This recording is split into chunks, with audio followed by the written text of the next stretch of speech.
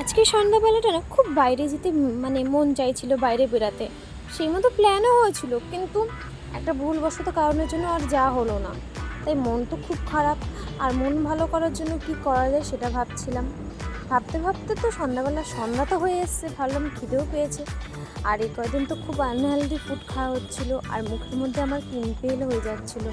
আর আমাকে তো ডাক্তার বলেছে একদমই যে তেলে ভাজা, তারপর যে সমস্ত খাবার আছে হেভি সেগুলো খাওয়া আমার অ্যাভয়েড। কিন্তু আমি তাও খুব ক্রেভিং উঠলেই খাই। কিন্তু আজকে বাধ্যবশত আমি এই রেসিপিটা করছি। আর আমি ইউটিউবেও দেখেছি, তাই ভাবছিলাম যে এটা কেন না বাড়িতে বানানো যাক। আর এমনিতেও তো মুড অফ হয়ে গেছিলো, তাই ভাবলাম একটু এটা বানানোই যাক, টাইম পাসও হয়ে যাবে আর খাওয়াও হয়ে যাবে। তো কথা বলে এটা বানাতে শুরু করলাম।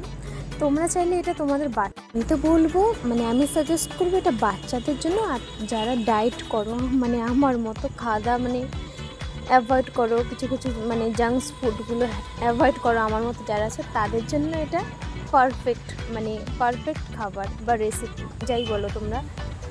এটা কিন্তু বাচ্চাদের টিফিনে খুব অল্প টাইমে তোমরা করে দিতে পারো। আর বাচ্চারা এটা গ্যারান্টি বলতে পারি যে মানে আনন্দের সাথে খাবে, কারণ এটা এতটাই টেস্টি হয়। তো যাই হোক, তোমরা তো শুরু থেকে সবটাই দেখেছো, আর সব উপকরণ তোমাদের ঘরেই আছে।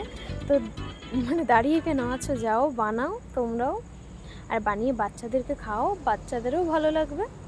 আর তোমরা যারা ডায়েট করছো তারাও খেতে পারো, এটা খুব হেলদি খাবার। এখানে তোমরা তো দেখতেই পাচ্ছ ফ্যাট জাতীয় কিছুই দেয়া নেই, সব যা আছে চোখের সামনেই দেখতে পাচ্ছ। যাই হোক, আমি বেশি কথা বলছি না, কারণ হয়েই এসছে দেখো প্রায় সমস্তটা, তোমরা টোটালটা দেখলে। তারপর দেখো এটা যখন ফ্রাই হয়ে গেলো, তখন আমি জল আর ম্যাগি মশলা দিয়ে দিলাম। আর তোমরা পেঁয়াজটা না একটু কম ভাজবে, কম ভাজলে কি হবে না, খেতে আরও মানে টেস্টি হবে।